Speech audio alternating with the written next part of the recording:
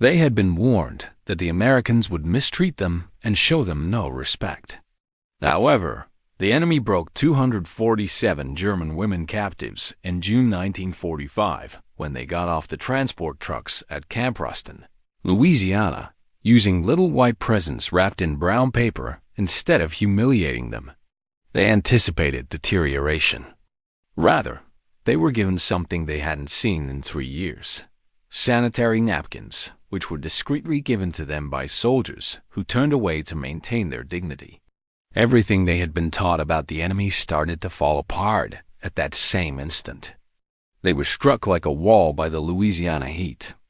The 247 German ladies eventually reached their destination after spending weeks traveling over the Atlantic in the belly of a cargo ship and then rumbling across American cramped train cars. The convoy was surrounded by dust as the truck engine stopped. They could see guard towers rising under a scorching summer sky through the canvas flaps. The barbed wire extended in straight lines. However, the camp outside did not resemble the concentration camps they had heard rumors about. American flags flapped in the scorching wind, the buildings were painted, and the walkways were swept. In the conventional sense, these women were not soldiers. They were Helferinnen, military auxiliaries who had worked as spotters, nurses, clerks, and radio operators for the Wehrmacht.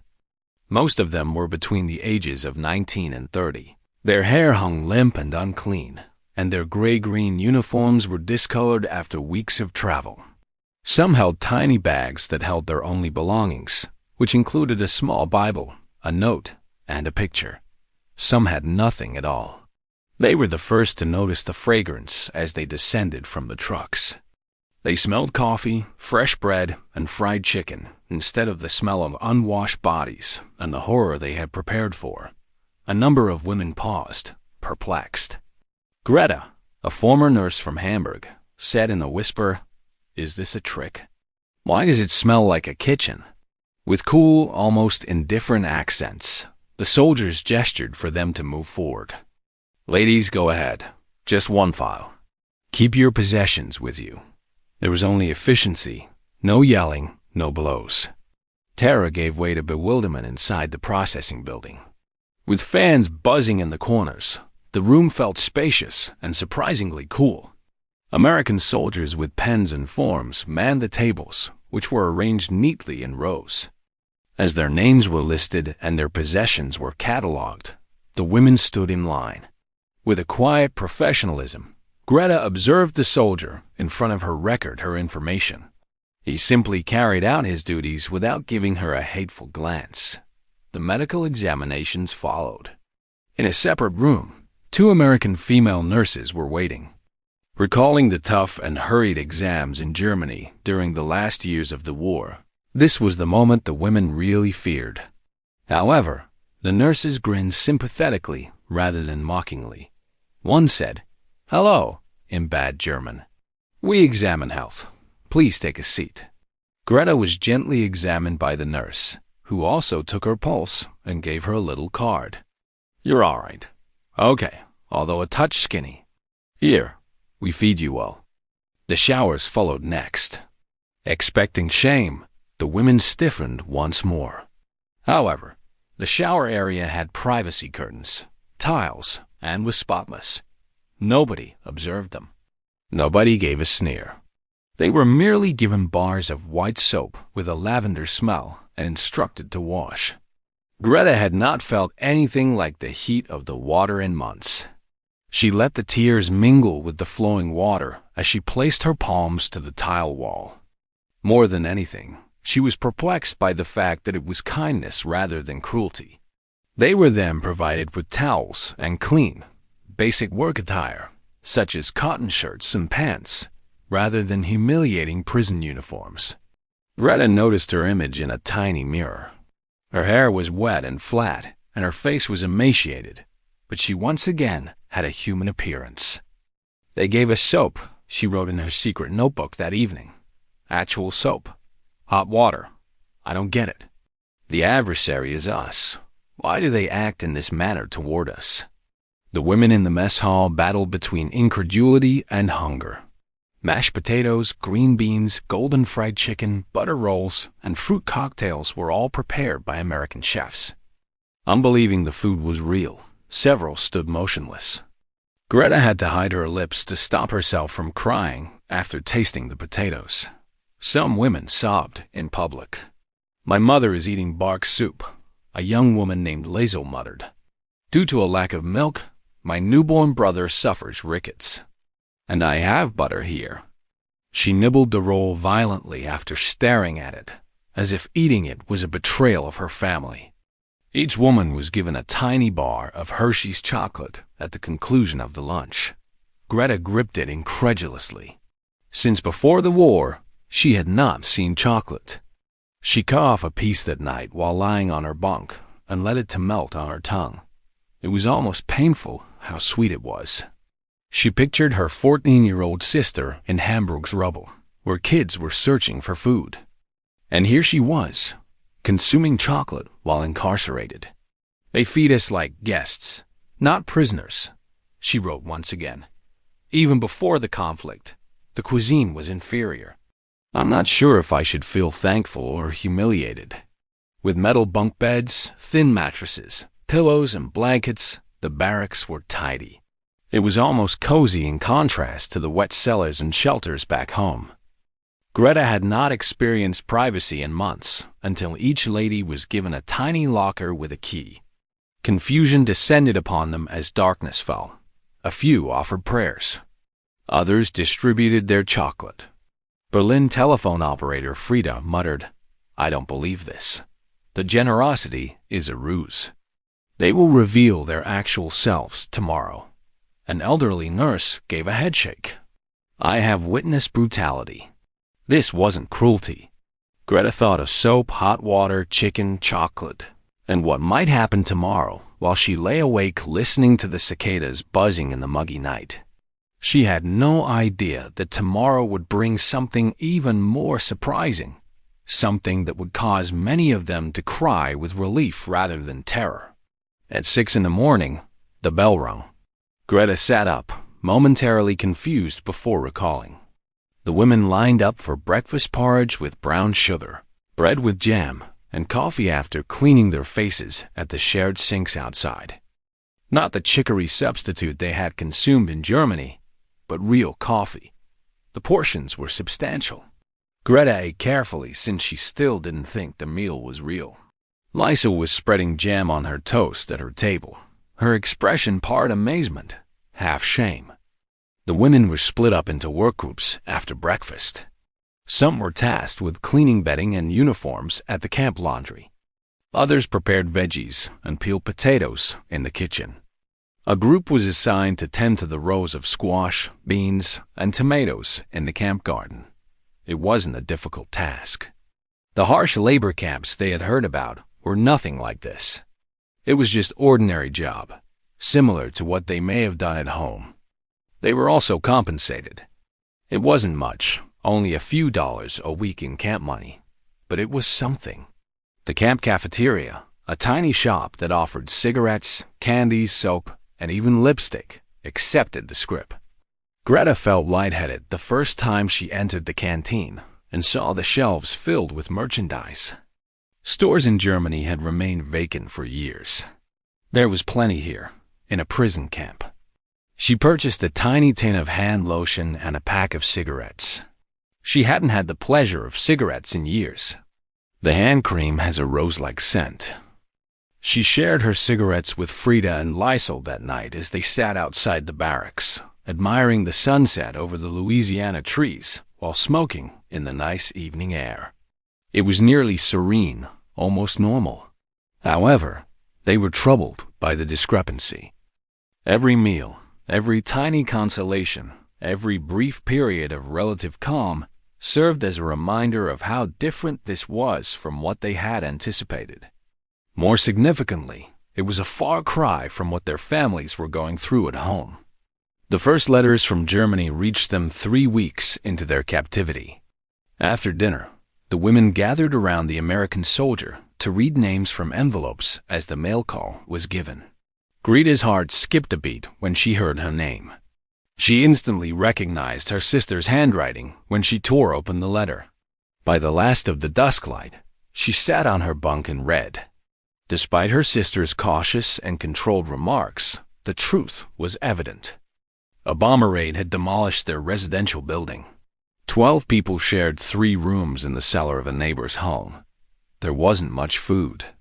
She wrote about trading their mother's jewels for a loaf of bread, boiling potato peels for soup, and youngsters in their area perishing from malnutrition and illness. After reading the letter 3 times, Greta gently folded it and held it to her chest. Other ladies were reading their own letters all around her, and the only sound in the barracks was quiet sobbing. It was intolerable how different it was. While their families starved amid ruins, they slept in clean mattresses and ate fried chicken and mashed potatoes. Greta was unable to eat her dinner that evening. She felt her throat tighten with humiliation as she gazed at the plate of food, which included a heap of buttered carrots and thick pieces of roast meat. Sitting next to her, Liesl put her dish aside. "I can't," she muttered. "With nothing for my family, how can I eat this?" However, nobody benefited from not eating. They eventually ate as the food would merely be thrown away. But there was guilt with every bite. The shift was seen by the Americans.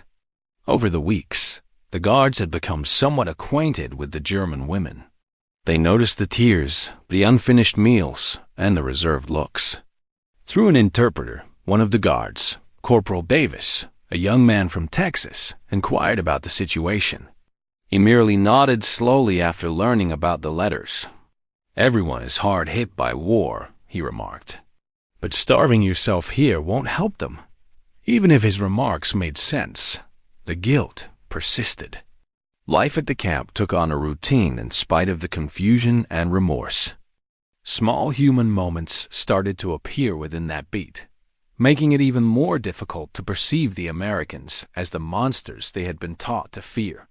Mary O'Brien, a middle-aged American sergeant, was Greer's supervisor when she worked at the laundry. Sergeant O'Brien was fair but strict, and she picked up the names of the German ladies in her charge quite fast. Greta washed a batch of uniforms in overheated water one afternoon, which resulted in some shrinkage. She prepared to be punished. Sergeant O'Brien, however, simply sighed and remarked, "Well, lesson learned. Check the temperature first the next time." Just a shrug and a hint to improve the next time, no reprimands, no shouting. Greta was taken aback. On a different day, Corporal Davis played music for the women and brought a picture to the barracks. Swing and large band jazz are examples of American music. The strange beats captivated the women as they listened. Some of the younger ones even started to sway, and before long, they were grinning in spite of themselves. Davis smiled and demonstrated a few basic dancing moves for them. German inmates and American guards danced to Glenn Miller for 30 minutes at a Louisiana prison camp. It was ridiculous. It was not feasible. However, it was genuine. Frida, who had continued to be wary of American motives, started to change. She began teaching the younger women English terms, such as "thank you," "please," and "good morning," after learning a few phrases. In return, the Americans picked up some German vocabulary, such as Guten Tag and Danke. Language turned to become a bridge. Corporal Davis came up to Greta one evening when she was sitting outside the barracks writing a letter to her sister. He extended a chocolate bar. "For your letter," he murmured in halting German. "To send home." Greta gazed first at the chocolate and then at him. With an uncomfortable smile, he set it down on the bench next to her and turned to leave. The chocolate would not have lasted the trip, therefore she never sent it. However, she was very moved by the act itself, the idea that this American soldier was concerned enough to do something for her family. Nevertheless, she wrote to her sister about it, detailing the generosity of strangers who were meant to be adversaries. Every day, memory and reality collided. Monsters had been promised by the propaganda. Reality shaped who we are as humans. The women had been in the camp for about 4 months as summer gave way to fall. Their bodies were different. The women who came in June are now looking much healthier. They had color in their skin. They had shiny, clean hair. Some had even put on weight, making their once loose clothing fit tightly. Their minds were buzzing, struggling to match their feelings with everything they'd been taught. It was tough to ignore. Greta struggled with questions that had no simple answers while she lay awake for many nights. She had grown up believing that Germany was righteous. She had supported the Führer's idea of a powerful, cohesive country. She had voluntarily served that vision as a nurse for the Wehrmacht, tending to injured soldiers with the conviction that she was doing well. However, she had to face an unpleasant reality now that she was in an American prison camp, eating American cuisine and receiving unexpected dignity. Why were the Americans being treated so generously if they were the wicked creatures they had been told about? What did it imply about what she had believed if the Americans weren't monsters? She was being broken by kindness rather than brutality. She could have resisted cruelty. Cruelty would have validated what she had been taught. But she had to reconsider everything out of kindness. A group of women got together in the barracks one evening to have a private conversation. For weeks, the argument had been simmering in the shadows and during work breaks, but now it was out in the open. It was initiated by Frida, who had initially been so dubious. She said, "We need to talk about this. We must discuss the implications of this." Hilda, an elderly woman and former teacher, spoke up. "This indicates that we were misled. We were misled about the adversary by our administration. They claimed that Americans were barbarians. But observe how we are treated humanely and with dignity." A younger woman, about 20 years old, obstinately shook her head. "That's just the enemy's propaganda trying to make us betray our own country." But you know what? Greta didn't even realize she was saying it until the words were out. Betray our nation? No, we were the ones betrayed. While our leaders enjoyed their lavish lives, we were left to starve. We bombed our own cities and then blamed the enemy for it. This isn't what the Americans did to us. It's what we did to ourselves. The room went quiet, and some women gasped. Even losing, speaking against the fatherland felt like betrayal. Others, however, nodded slowly, worried yet reflective. Quietly, Lysel spoke. "My brother is on my mind. They enlisted him when he was 16. At Stalingrad, he passed away. And for what purpose? So that our leaders could follow their irrational aspirations. He was not killed by the Americans. Our own leaders did. Night after night, the discussions went on. Some ladies held on to their traditional beliefs. For others, like Greta, their convictions felt like ash in their hands. It was impossible to ignore the fact that they had received better treatment from the enemy than from their own government. The conversation went throughout the camp. Older women were more receptive to the new reality since they had seen World War I and recalled the sufferings of that defeat. Younger ladies suffered more because they were raised solely on the propaganda of the Reich. Unquestionably, though, a change was taking place gradually. The women were starting to view their American captors as fellow humans rather than adversaries. They were also compelled to face their own humanity because they recognized them as individuals. Seeing an opportunity, the camp administration started providing educational programs. On Sunday nights, documentaries about American history, democracy, and the liberties protected by the U.S. Constitution were screened in the mess hall instead of propaganda films. The women were fascinated by the flicks, which had German subtitles. One movie depicted the American legal system and the notion that everyone has rights, including those who are accused. Another depicted elections in which common people cast ballots for their representatives. For women who had only seen authoritarian authority, these ideas were alien. Greta sat with a group after watching one of these movies and spoke about what they had seen. She asked, "Can you imagine? Ordinary people selecting their leaders. selecting rather than being told who to follow. One woman remarked, "It sounds like chaos." "Perhaps," Hilda replied. "Or perhaps it sounds like liberation." The word lingered in the atmosphere. Liberty. They had heard this phrase frequently in Germany, but it was always associated with freedom from adversaries, freedom via power. Never have the freedom to question, consider, or make a decision. Bullets and explosives were not the most lethal weapon used by the Americans. It was respect. The Americans made the German women reevaluate everything they had been taught about strength, superiority, and what it meant to be civilized by treating them as human beings deserving of respect. The women had been held captive for almost 6 months as autumn grew and the heat in Louisiana started to subside. The change was almost finished. The majority of them no longer considered themselves to be prisoners in the conventional sense. They were just ladies living in an unfamiliar location, working, writing letters, and anticipating an unimagined future. But neither lofty gestures nor philosophical debates led to the most profound insight. It originated from a little personal thing that had been absent from their lives for a long time.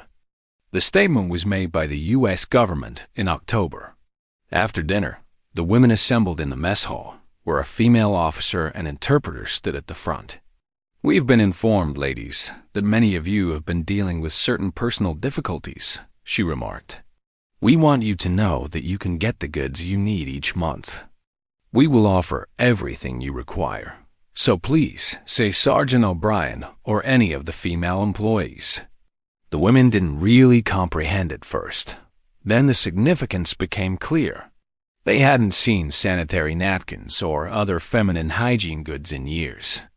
These goods had become luxuries that most women could not buy when Germany's economy crumbled during the war. They had made do with anything they could find, including newspapers and rags. Menstruation's agony and embarrassment had become simply another burden on a lengthy list. And now the Americans were proposing to supply these goods as a basic necessity, something that every woman deserved rather than as a luxury. Greta and scores of other women lined up outside Sergeant O'Brien's office the following day. She entered when it was her turn, humiliation blazing in her face. With a nice smile, Sergeant O'Brien gave her a parcel made of brown paper. There were clean, white sanitary napkins inside, along with a brief German leaflet that explained how to use them and asked for more if necessary. Tears welled up in Greta's eyes as she gripped the gift. Even though it was so little and uncomplicated, it symbolized something far greater at that precise moment. It symbolized the recognition that they were human beings with basic needs and dignity, not only prisoners or adversaries. Quiet sobbing pervaded the barracks that night. Overwhelmed by an unexpected act of compassion, women sat on their bunks with the parcels in their hands. "Why do they care?" muttered Liesel to Greta. "To them, we are nothing. Why is this important to them?" Greta shook her head, thinking she understood but unable to respond. The Americans weren't being kind to gain propaganda points or to be deceptive. They were being compassionate because they thought that everyone, including enemies and prisoners, should be treated with basic respect.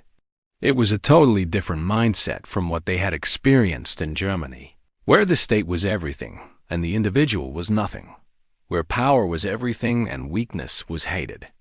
They were being treated as valuable persons here, even if they were in captivity. Greta wondered why we didn't respect our life if the enemy did. Maybe more truth was being revealed in captivity than in freedom.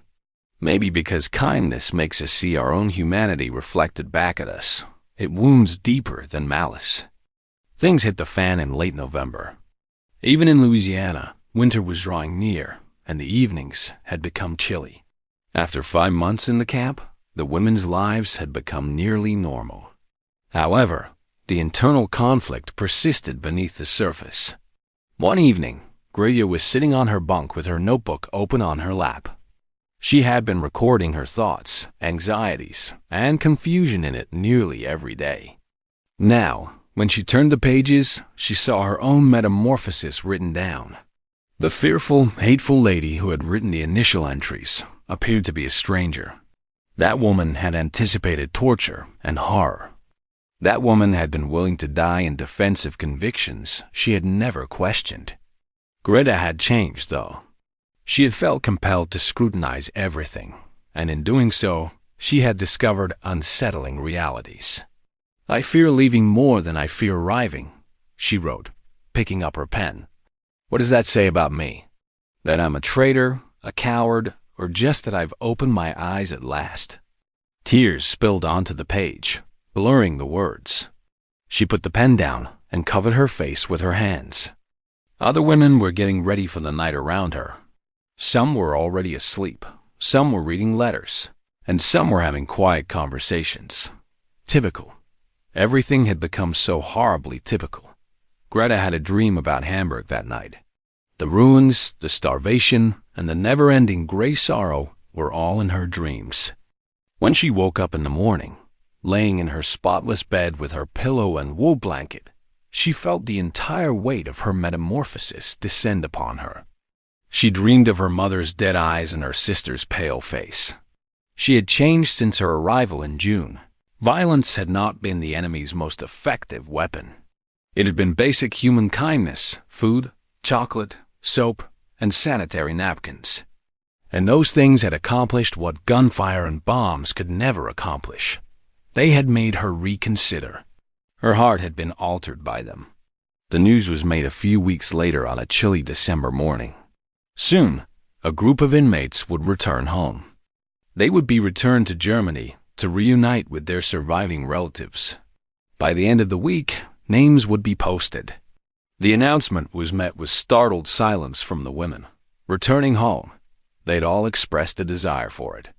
However, many of them experienced fear rather than happiness when confronted with the truth. Greta was standing in the mess hall, gazing at the announcement on the notice board. Other women, their faces disturbed, whispered to one another around her. Lysol moved to stand next to her. She said, "I thought I would be happy. I'm not happy, but I thought I would cry with happiness when I got home. I'm scared."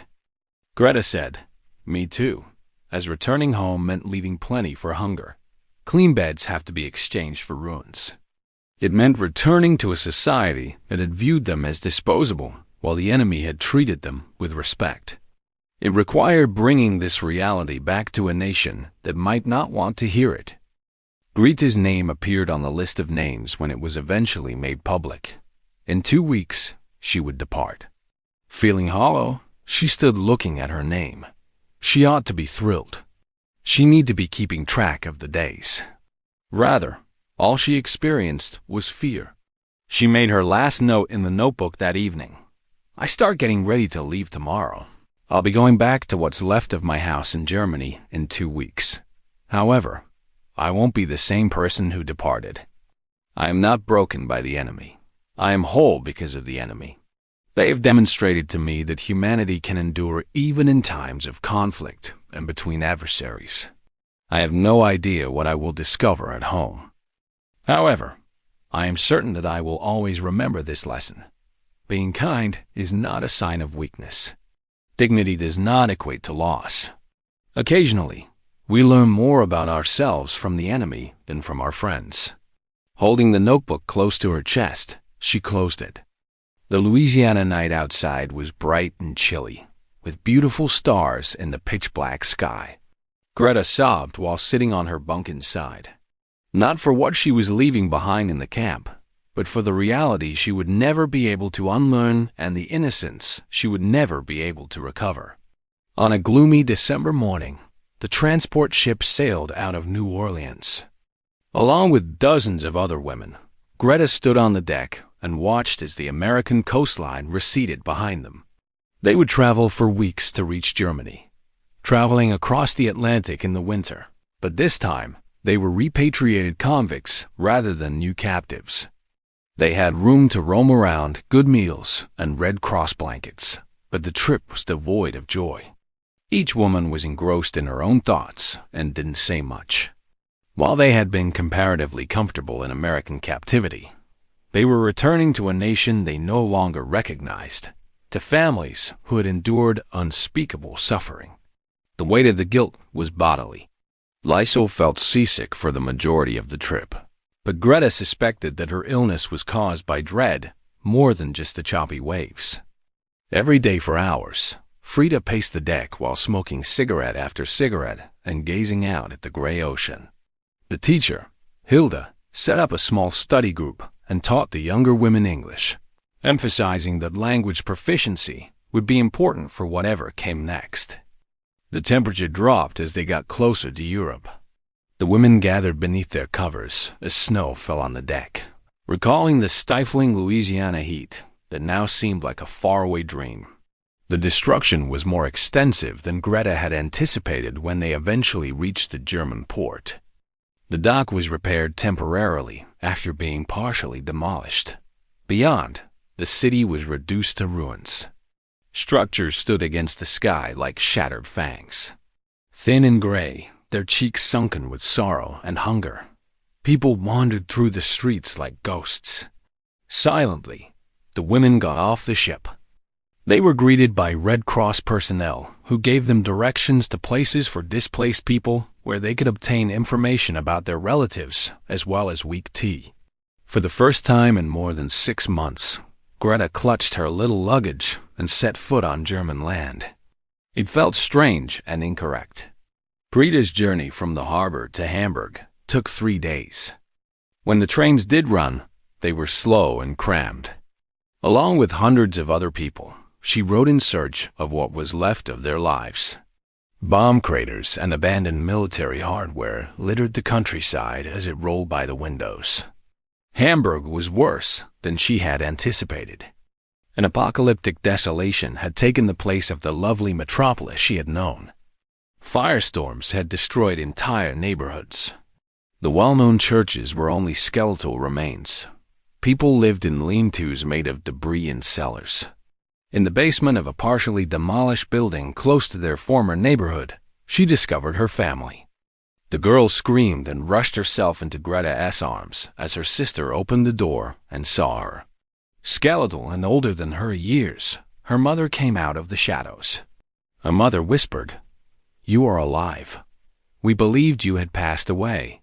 In addition to being overwhelming, the reunion was unpleasant.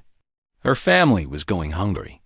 Before the war, her sister had been full and happy, but now she was a skinny ghost with hollow cheeks and brittle hair. At just 9 years old, her younger brother's belly was swollen due to acute malnutrition.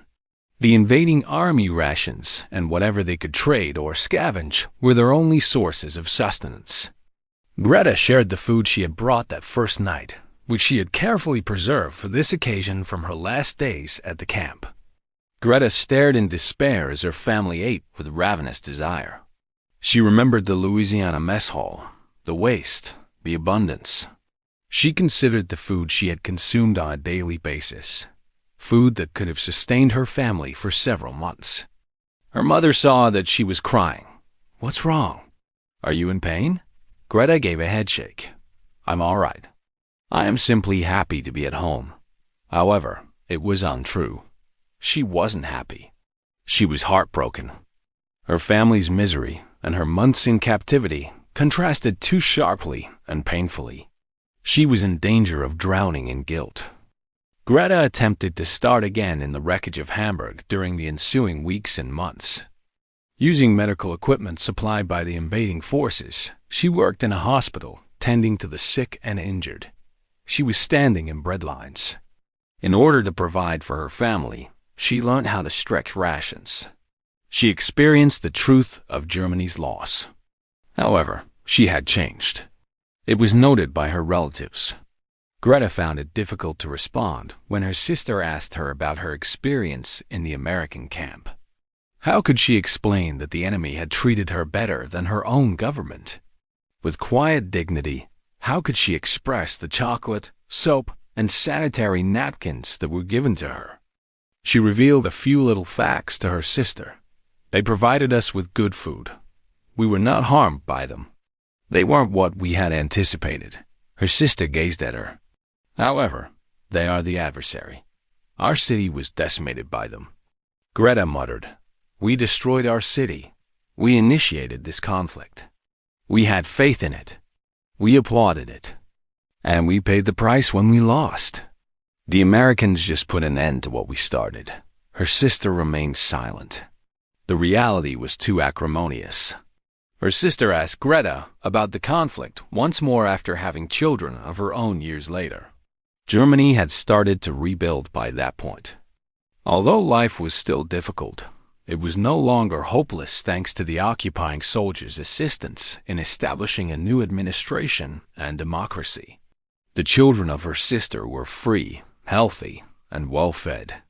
Greta recounted the tale to them. She then explained to them how she had been captured and how she had been treated with compassion, although anticipating cruelty.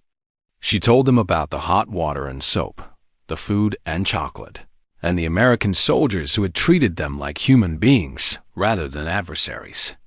She also informed them about the sanitary napkins, the tiny gesture of dignity that had allowed her to see the truth and overcome her hatred stoked by misinformation.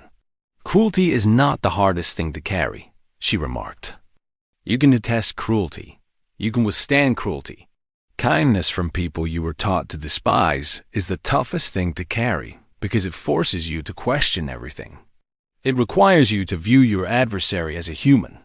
You can never return to the straightforward certainty of hatred once you've done it." The kids of her sister listened with eager eyes.